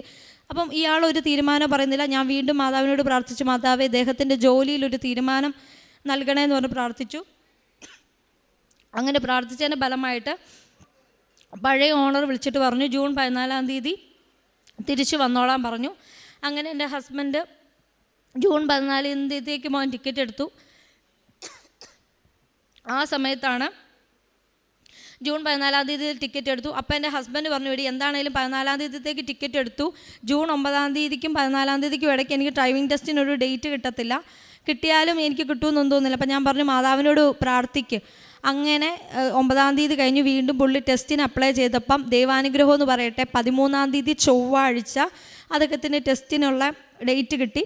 അങ്ങനെ പോകുന്നതിന് മുമ്പ് ഞാൻ തലയിൽ ഇവിടുന്ന് തന്നുവിട്ട തൈലം തേച്ച് കുരിശു വരച്ച് ഞങ്ങൾ രണ്ടും ഒരുമിച്ച് ഇന്ന് പ്രാർത്ഥിച്ച് അദ്ദേഹം ടെസ്റ്റിന് പോയി. അദ്ദേഹം 4 വീലറും 2 വീലറും ടെസ്റ്റ് പാസ്സായി. അതിനുശേഷം അദ്ദേഹം ദുബായിക്ക് തിരിച്ചുപോയി. ദുബായിക്ക് ചെന്ന സമയത്ത് ഞങ്ങൾക്ക് ഓൾറെഡി ഒരു 1 lakh rupees അവിടുത്തെ ഓണർ തരാനുണ്ടായിരുന്നു. അവിടെ ചെന്നപ്പോൾ അയാൾ ഭയങ്കര പ്രശ്നം ഉണ്ടാക്കി. നിങ്ങളുടെ സാലറി കുറവായിട്ടുള്ള ഇതിലാണ് ഇനി വർക്ക് ചെയ്യിക്കാൻ പോകുന്നത്. അപ്പോൾ ആ പുതിയ എഗ്രിമെൻറ്റ് കോൺട്രാക്റ്റ് നിങ്ങൾ സൈൻ ചെയ്താൽ മാത്രമേ നിങ്ങളുടെ മാർച്ച് മാസത്തിലെ പിടിച്ചു വെച്ചിരിക്കുന്ന സാലറി തരാൻ പറ്റത്തുള്ളൂ. അപ്പോൾ ഇദ്ദേഹം ഇവിടുന്ന് പോയ സമയത്ത് ഏകദേശം ഒരു 2,30,000 രൂപയുടെ കടം ഉണ്ടായിരുന്നു. അപ്പോൾ ഈ 1,00,000 രൂപ നമുക്ക് കിട്ടാനുണ്ടല്ലോ, അപ്പോൾ തന്നെ കുറച്ച് നമുക്ക് സമാധാനമാവില്ലോ എന്ന് വിചാരിച്ചാൽ ചെന്നേ. അപ്പോഴത്തേനും അവിടെ ചെന്ന് പറഞ്ഞ് കോൺട്രാക്റ്റ് സൈൻ ചെയ്യണം. അപ്പോൾ അവിടുത്തെ കോൺട്രാക്റ്റ് എന്നൊക്കെ പറഞ്ഞാൽ നമുക്ക് എന്തെങ്കിലും ഒരു ട്രാപ്പ് ഉണ്ടാവും. അപ്പം ഞാൻ പറഞ്ഞു, എൻ്റെ ഹസ്ബൻഡ് ഭയങ്കര ടെൻഷൻ. അപ്പം ഞാൻ പറഞ്ഞു, മാതാവ് നോക്കിക്കോളും, നിങ്ങൾ നോക്കിക്കോ, ഒരു കോൺട്രാക്റ്റ് പോലും ഇല്ലാതെ അയാൾ നിങ്ങൾക്ക് പൈസ തരും, ഇല്ലെങ്കിൽ നിങ്ങൾ കണ്ടോളാൻ പറഞ്ഞു. അങ്ങനെ ഹസ്ബൻഡ് പറഞ്ഞു, ഇല്ലടി അങ്ങനെയൊന്നുമില്ല, അയാൾ തരത്തില്ല, നിനക്ക് അയാളുടെ സ്വഭാവം അറിയത്തില്ല. അപ്പം ഞാൻ ഹസ്ബൻഡിനോട് ദേഷ്യപ്പെട്ടിട്ട് പറഞ്ഞു, നാളിതുവരെ നിങ്ങൾ ജീവിച്ചിട്ട് നിങ്ങളുടെ മെറിറ്റിൽ ആശ്രയിച്ചിട്ട് നിങ്ങൾക്ക് എന്തെങ്കിലും നേടാൻ പറ്റിയിട്ടുണ്ടോ എന്ന് ചോദിച്ചു. ഫെയ്ത്ത് എന്ന് പറയുന്നത് നിങ്ങളുടെ ജീവിതത്തിൽ വേണം, ഫെയ്ത്ത് ഇല്ലാതെ നിങ്ങൾക്കൊന്നും ചെയ്യാൻ പറ്റത്തില്ല എന്ന് പറഞ്ഞ് ഞാൻ എൻ്റെ ഹസ്ബൻഡിനോട് ദേഷ്യപ്പെട്ടു. അപ്പോഴും പറഞ്ഞു, ഇല്ല അത് അയാൾ തരില്ല, കോൺട്രാക്റ്റ് ഒപ്പിടാതെ. ഞാൻ പറഞ്ഞു, എനിക്ക് വിശ്വാസമുണ്ട്, എനിക്ക് ഫെയ്ത്ത് ഉണ്ട്, ഞാൻ എൻ്റെ മെറിറ്റിലല്ല ആശ്രയിക്കുന്നതെന്ന് പറഞ്ഞു. അങ്ങനെ ഇരുന്ന സമയത്ത് 2 ദിവസങ്ങൾക്ക് ശേഷം ഈ കോൺട്രാക്റ്റ് ഒപ്പിടാതെ പൈസ തരത്തില്ലെന്ന് പറഞ്ഞ വ്യക്തി 1 lakhൽ ഞങ്ങൾക്ക് 75,000 രൂപ മാത്രം തന്നു. അപ്പോഴും എനിക്കും ഒരു പ്രശ്നം തോന്നിയില്ല. പക്ഷെ ഞാൻ എൻ്റെ ഹസ്ബൻഡിനോട് പറഞ്ഞു, നിങ്ങളുടെ ഓണറിനെ നിങ്ങൾ ശപിക്കരുത്, ആ മനുഷ്യന് വേണ്ടിയിട്ട് നിങ്ങൾ അനുഗ്രഹിച്ച് പ്രാർത്ഥിക്കണം, അദ്ദേഹത്തിന് സമ്പൽ സമൃദ്ധി ഉണ്ടാവാൻ വേണ്ടിയിട്ട് പ്രാർത്ഥിക്കണം. ചിലപ്പോൾ നമ്മുടെ ഈ 25,000 രൂപ കൊണ്ടായിരിക്കും ആ മനുഷ്യൻ രക്ഷപ്പെടാൻ പോകുന്നത്. ആ മനുഷ്യന് വേണ്ടിയിട്ട് നിങ്ങൾ അനുഗ്രഹിച്ച് പ്രാർത്ഥിക്കണം, അദ്ദേഹം അതെങ്കിലും നമുക്ക് തന്നല്ലോ എന്ന് പറഞ്ഞു. അങ്ങനെ ആ മനുഷ്യൻ 75,000 രൂപ തന്നു. അങ്ങനെ കടന്നുപോയി ഒരു 4-5 ദിവസം കഴിഞ്ഞപ്പോൾ എൻ്റെ മൊബൈലിലേക്ക് ദുബായിൽ നിന്നൊരു കോൾ വന്നു. ഒരു ലേഡിയാണ് സംസാരിച്ചത്. എനിക്ക് ഇംഗ്ലീഷ് നന്നായിട്ട് സംസാരിക്കാനൊന്നും അറിയില്ല. പെട്ടെന്ന് മിസ്റ്റർ മാത്യു ജോസഫ് എന്ന് പറഞ്ഞപ്പോൾ എനിക്ക് പെട്ടെന്ന് മനസ്സിലായി, എൻ്റെ ഹസ്ബൻഡിൻ്റെ പേരാണല്ലോ, എൻ്റെ ഹസ്ബൻഡിനെ തിരക്കി വിളിക്കുന്നതാണെന്ന് എനിക്ക് മനസ്സിലായി. ഞാൻ പെട്ടെന്ന് എൻ്റെ കാശ് രൂപ എൻ്റെ കഴുത്തിലുണ്ടായി, ഞാൻ മുറുകെ പിടിച്ചിട്ട് പറഞ്ഞു, എൻ്റെ മാതാവ് എന്നെ സഹായിക്കണമേ എന്ന് പറഞ്ഞു. അപ്പോൾ ആ ലേഡി എന്നോട് പറഞ്ഞു, ഇമ്മീഡിയറ്റ് ആയിട്ട് നിങ്ങളുടെ ഹസ്ബൻഡിനോട് തിരിച്ചു വിളിക്കാൻ പറയണം, നിങ്ങളുടെ ഹസ്ബൻഡിൻ്റെ ദുബായിലുള്ള നമ്പർ വിളിച്ചിട്ട് കിട്ടുന്നില്ല എന്ന് പറഞ്ഞു. ഞാൻ പെട്ടെന്ന് വേറെ കൂടുതലൊന്നും ചോദിച്ചില്ല, ഉള്ള ഇംഗ്ലീഷിലൊക്കെ പറഞ്ഞിട്ട് ഞാൻ ഹസ്ബൻഡിനെ വിളിച്ചിട്ട് പറഞ്ഞു, പെട്ടെന്ന് നിങ്ങൾ വിളിക്കണം, ഒരു ലേഡി വിളിച്ചിട്ടുണ്ട്, മിസ്സസ് മോണിക്ക എന്നാണ് അവരുടെ പേരെന്ന് പറഞ്ഞു. അങ്ങനെ എൻ്റെ ഹസ്ബൻഡ് പെട്ടെന്ന്, അപ്പോൾ ആൾക്ക് ഇവിടുന്ന് പോയപ്പോൾ ഫോൺ റീചാർജ് ചെയ്യാനുള്ള പൈസ പോലും ഇല്ലാതെയാണ് പുള്ളി പോയത്. പുള്ളി പെട്ടെന്നൊരു ഫ്രണ്ടിൻ്റെ നമ്പറിൽ നിന്ന് അവരെ വിളിച്ചപ്പോൾ പറഞ്ഞു അതൊരു ഇൻ്റർവ്യൂ കോളായിരുന്നു. നാളിതുവരെ എൻ്റെ ഹസ്ബൻഡിന് എൻ്റെ നമ്പർ എങ്ങനെ കൊടുത്തു എന്നറിയത്തില്ല. എൻ്റെ ഹസ്ബൻഡിൻ്റെ ഇൻ്റർവ്യൂ കോളിൽ ഇന്ത്യയിൽ താമസിക്കുന്ന എൻ്റെ മൊബൈലിലേക്കാണ് വന്നത്. സാധാരണഗതിയിൽ അദ്ദേഹത്തിൻ്റെ നമ്പർ കൊടുത്ത് അദ്ദേഹത്തെ വിളിച്ചിട്ട് കിട്ടിയില്ലെങ്കിൽ ഒരിക്കലും ഒരു HR മറ്റൊരു നമ്പറിലേക്കും വിളിക്കത്തില്ല. അതുപോലെ ഇന്ത്യയിലുള്ള ഒരു നമ്പറിലേക്ക് അവർ ഒരിക്കലും വിളിക്കില്ല. അവരെൻ്റെ നമ്പറിലേക്കാണ് വിളിച്ചത്. അപ്പോൾ ഞാൻ അറിഞ്ഞു ഇത് ഇൻ്റർവ്യൂ കോളാന്ന് പറഞ്ഞപ്പോൾ ഞാൻ പറഞ്ഞു, ഇത് മാതാവ് കൊണ്ടു തന്നതാണ്, നിങ്ങൾ പ്രാർത്ഥിച്ച് പ്രിപ്പയർ ചെയ്തിട്ട് പോകണമെന്ന് പറഞ്ഞു. അങ്ങനെ ഞാനും അദ്ദേഹം രാത്രിയിലിരുന്ന് പ്രാർത്ഥിച്ചു. അതിന് മുമ്പ് ഇദ്ദേഹം ദുബായിക്ക് പോകുന്നതിന് ഒരു 2 weeks മുമ്പ് എൻ്റെ മനസ്സിനെ ഒരാൾ ഭയങ്കരമായിട്ട് ശല്യപ്പെടുത്തുവാണ്. നിങ്ങളുടെ ഹസ്ബൻഡിന് നിങ്ങളൊരു ഫോർമൽ ഡ്രസ്സ്, ഇൻ്റർവ്യൂവിന് അറ്റൻഡ് ചെയ്യാനായിട്ടുള്ള ഒരു ഫോർമൽ ഡ്രസ്സ് നിങ്ങളെടുത്ത് കൊടുത്ത് വിടണമെന്ന് പറഞ്ഞാൽ എന്നെ ഡിസ്റ്റർബ് ചെയ്യുക. അപ്പം തന്നെ ഞങ്ങൾ സാമ്പത്തികമായിട്ട് നല്ല ബുദ്ധിമുട്ടായി, ബന്ധുക്കളോട് പറയാൻ ഞങ്ങൾക്ക് നാണക്കേട്, ഒരു ഡ്രസ്സ് മേടിക്കാൻ പോലെയുള്ള പൈസ ഇല്ലാത്ത ഗതികെട്ട അവസ്ഥയിലാണ് ഞങ്ങൾ നിന്നുകൊണ്ടിരുന്നത്. അപ്പോഴും തലേന്നും ഡ്രസ്സ് മേടിച്ചില്ല. എന്നാൽ ഡ്രസ്സില്ലാതെ ഇങ്ങനെ പോകട്ടെ എന്ന് ഞാൻ വിചാരിച്ചു.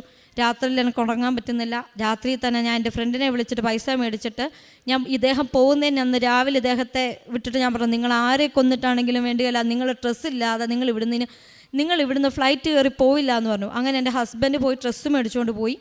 അപ്പോൾ ഈ ഇൻ്റർവ്യൂവിൻ്റെ കോള് വരുന്നത് വൈകിട്ടാണ്. അദ്ദേഹത്തിന് സത്യം പറഞ്ഞാൽ നല്ലൊരു ഡ്രസ്സ് ഇൻ്റർവ്യൂവിന് ഇട്ടുകൊണ്ട് പോകുന്നില്ലായിരുന്നു. ഇവിടുന്ന് ഞാൻ അദ്ദേഹത്തെ കൊണ്ട് എടുപ്പിച്ച ഡ്രസ്സും ഇട്ടുകൊണ്ടാണ് അദ്ദേഹം ഇൻ്റർവ്യൂവിന് പോയത്. ഇൻ്റർവ്യൂ കഴിഞ്ഞപ്പോൾ എന്നോട് പറഞ്ഞു, എടി ഈ ഡ്രസ്സിന് പോലും അവിടെ മാർക്കുണ്ട്, ഏറ്റവും വെൽ ഡ്രസ്ഡ് ആയിട്ടാണ് ഞാൻ പോയത്, ഫസ്റ്റ് ലെവൽ പാസ്സായപ്പോൾ തന്നെ പറഞ്ഞു ഈ ഡ്രസ്സ് ഇട്ടത് കൊണ്ട് തന്നെ എനിക്ക് അവിടെ ഫുൾ മാർക്ക് കിട്ടിയിട്ടുണ്ട്. അതുപോലെ സെക്കൻഡ് ലെവൽ വന്നു, പുള്ളി പാസ്സായി. അങ്ങനെ ഇവിടുന്ന് പോയി 1 മാസം തികഞ്ഞപ്പോഴത്തേന് പുള്ളിക്ക് ജോലിയായി. അപ്പോൾ ഗൾഫ് കൺട്രീസിലൊക്കെ വർക്ക് ചെയ്തവർക്കറിയാം, പ്രോപ്പറായിട്ടുള്ള നോട്ടീസ് പീരീഡ് സെർവ് ചെയ്യാതെ ഒരിക്കലും അവർ റിലീവിങ് ലെറ്റർ കൊടുക്കില്ല. അപ്പം അങ്ങനെ ഇരുന്നപ്പോൾ ഞാൻ വീണ്ടും പ്രാർത്ഥിച്ചു. പ്രാർത്ഥനയ്ക്ക് ശേഷമാണ് റെസിഗ്നേഷൻ ലെറ്റർ മെയിൽ ചെയ്ത് കൊടുക്കുന്നത്. മെയിൽ ചെയ്ത് കൊടുത്ത സമയത്ത് ഈ പഴയ ഓണർ ഒരു ചോദ്യം പോലും ചോദിച്ചില്ല, റെസിഗ്നേഷൻ അപ്രൂവ് ചെയ്തു. മാത്യുവിനോട് പറഞ്ഞു, നിങ്ങൾ മൺഡേ മോർണിംഗ് ഓഫീസിലോട്ട് വാ, നിങ്ങളുടെ വിസ ക്യാൻസൽ ചെയ്യാനുള്ള പ്രോസസ്സുകൾ ഞാൻ ക്ലിയർ ആക്കി തരാമെന്ന് പറഞ്ഞു. അപ്പോൾ ഇതിന് മുമ്പാണെങ്കിൽ 3 വർഷം വർക്ക് ചെയ്ത കമ്പനിയിൽ 2 മാസം നോട്ടീസ് പീരീഡ് സെർവ് ചെയ്തിട്ടാണ് അദ്ദേഹത്തിന് റിലീവിംഗ് ലെറ്റർ കൊടുത്തത്. ഈ കമ്പനിയിലാണെങ്കിൽ നിങ്ങൾ ഓർക്കണം, 2 വർഷത്തെ വിസ ഓൾറെഡി പഴയ ഓണർ പൈസ കൊടുത്ത് എടുത്തിട്ടിരിക്കുകയാണ്. വെറും 6 മാസമാണ് വർക്ക് ചെയ്തത്. 6 മാസത്തിൽ ആകെ പുള്ളി വർക്ക് ചെയ്തത് 4 മാസമാണ്. സത്യം പറഞ്ഞാൽ ആ ഓണർക്ക് ഒരുപാട് ലോസുകളും വന്നിട്ടുണ്ട്. എന്നിട്ട് പോലും അയാൾ ഒന്നും ചോദിക്കാതെ അത് ക്യാൻസൽ ചെയ്ത് കൊടുത്തു. അതെല്ലാം ഞാൻ മാതാവിനോട് മുട്ടിപ്പായിട്ട് പ്രാർത്ഥിച്ചതിൻ്റെ ഫലമായിട്ടാണ് പെട്ടെന്ന് ക്യാൻസൽ ചെയ്ത് കൊടുത്തത്. ഇയാൾ ക്യാൻസൽ ചെയ്ത് കൊടുത്തു. ഒരു അതെല്ലാം എൻ്റെ ലൈഫിലെ എല്ലാ സാക്ഷ്യങ്ങളും നടന്നിട്ടുള്ള ചൊവ്വാഴ്ച ദിവസമാണ്. അങ്ങനെ ചൊവ്വാഴ്ച ദിവസം വിസ പഴയ കമ്പനിയുടെ എല്ലാ പേപ്പർ വർക്കുകളും കംപ്ലീറ്റ് ആയി. പുതിയ കമ്പനിക്കാരുമായിട്ട് കോൺടാക്ട് ചെയ്തു. അപ്പോഴും അടുത്ത ഇഷ്യൂ എന്ന് പറയുന്നത് നയാ പൈസ ഇല്ല, പുതിയ കമ്പനിക്കാർ അക്കോമഡേഷനും തന്നിട്ടില്ല, പഴയ കമ്പനിക്കാർ നാളെ തന്നെ ഇറങ്ങുകയും വേണം. അപ്പോൾ എൻ്റെ ഹസ്ബൻഡ് പറഞ്ഞു, എടി ഞാൻ ഈ ബാഗ് സാധനങ്ങളുമായിട്ട് എങ്ങോട്ട് പോകും, എൻ്റെ നയാ പൈസ പോലും ഇല്ല, പോകാനുള്ള ഒരു അവസ്ഥയില്ല, ബാഗെങ്കിലും വെക്കാനായിട്ട് ഈ ഓണർ എനിക്കൊരു സമയം തരുവാണെങ്കിൽ കൂട്ടുകാരൻ്റെ കൂടെ പോയി നിൽക്കുക, ഈ ബാഗിൽ ലഗേജ് ചുമന്ന് പോകാൻ അല്ലെങ്കിൽ ടാക്സിക്ക് പൈസ കൊടുക്കാൻ എൻ്റെ പൈസയൊന്നുമില്ല എന്ന് പറഞ്ഞു. അപ്പോൾ ഞാൻ പറഞ്ഞു, നിങ്ങൾ നോക്കിക്കോ, നിങ്ങൾ പ്രാർത്ഥിച്ചിട്ട് അയാളെ പഴയ ഓണറെ വിളിക്കാൻ പറഞ്ഞു. അങ്ങനെ ഓണറെ വിളിച്ചപ്പോൾ അയാൾ ആദ്യം ഷൗട്ട് ചെയ്തു, താൻ എന്നോട് ഇൻഫോം ചെയ്യാതെ താൻ വേറൊരു കമ്പനിയിലും പോയി, എന്നിട്ട് തൻ്റെ ലഗേജും ബാഗ് ഞാനിവിടെ സൂക്ഷിക്കണമെന്ന് ചോദിച്ചു. അങ്ങനെ അയാൾ ഫോൺ വെച്ചിട്ട് ഒരു 2 മിനിറ്റിന് ശേഷം അയാൾ വീണ്ടും തിരിച്ച് വിളിച്ചിട്ട് പറഞ്ഞു, താൻ എന്താണെന്ന് വെച്ചാൽ ചെയ്തോ, താൻ ഇവിടെ ബാഗ് വെച്ച്, പക്ഷേ ഞായറാഴ്ച വരെ ഇവിടെ നിൽക്കാൻ പറ്റത്തുള്ളൂ, താൻ ഇവിടെ നിന്നോളാൻ പറഞ്ഞു. അപ്പോൾ ഞായറാഴ്ച ആയപ്പോൾ എൻ്റെ ഹസ്ബൻഡിന് വീണ്ടും ടെൻഷൻ. അപ്പോഴും ഞാൻ ആളോട് ദേഷ്യപ്പെട്ടിട്ട് പറഞ്ഞു, നിങ്ങൾക്ക് ഫെയ്ത്ത് ഇല്ലാത്തതുകൊണ്ടാണ് നിങ്ങളിങ്ങനെ പറഞ്ഞത്, മാതാവ് നിങ്ങളുടെ എല്ലാ കാര്യങ്ങളും നോക്കിക്കോളും, പിന്നെ നിങ്ങൾക്ക് അത്രയ്ക്ക് നിർബന്ധമാണെന്നുണ്ടെങ്കിൽ നിങ്ങൾ നിങ്ങളുടെ മെറിറ്റ് നോക്കിക്കോ, എനിക്ക് നിങ്ങളുടെ കാര്യത്തിൽ ഒന്നും ചെയ്യാനായിട്ട് എനിക്ക് ഇനി താല്പര്യവും ഇല്ലെന്ന് പറഞ്ഞു. പക്ഷേ ഇങ്ങനെ പറഞ്ഞാലും എനിക്ക് ഉള്ളിൽ ഞാൻ ചിരിച്ചു, മാതാവ് ഇത് ഇടപെടുമെന്ന് എനിക്കറിയാമായിരുന്നു. അങ്ങനെ ഞായറാഴ്ച ആയപ്പോഴത്തേക്കിന് പുതിയ കമ്പനിക്കാർ വിളിച്ചിട്ട് പറഞ്ഞു, അവരുടെ അക്കോമഡേഷൻ റെഡി ആയിട്ടുണ്ട്, തിങ്കളാഴ്ച തന്നെ പോന്നോളാൻ പറഞ്ഞു. അങ്ങനെ പഴയ കമ്പനിയിൽ നിന്നുകൊണ്ട് തന്നെ അദ്ദേഹം പുതിയ കമ്പനിയിലോട്ട് പോയി. ഇതാണ് എൻ്റെ ഹസ്ബൻഡിൻ്റെ ലൈഫിൽ വന്ന സാക്ഷ്യം. എനിക്കുണ്ടായ രോഗസൗഖ്യമെന്ന് പറയുന്നത്, എനിക്ക് 6 മാസം കൂടുമ്പോൾ എൻ്റെ കാലിലൊരു ഫംഗസ് ഇൻഫെക്ഷൻ വരും. എൻ്റെ തള്ളവിരലിൽ കാല് വ്രണമായിട്ട് പൊട്ടി ഇങ്ങനെ എപ്പോഴും പഴുപ്പും ഇങ്ങനെയൊക്കെ ചാടിക്കൊണ്ടിരിക്കും. മരുന്ന് മേടിക്കും, കുറയും, വീണ്ടും ഒരു 6 മാസം ആകുമ്പോൾ വരും. അപ്പോൾ എന്നോട് ഡോക്ടർ പറഞ്ഞായിരുന്നു, ഇനി 6 മാസം കൂടുമ്പോൾ വരും, അത് കംപ്ലീറ്റ് ആയിട്ട് അങ്ങനെ ക്യൂർ ആവാനായിട്ടുള്ള സാധ്യതകളില്ല.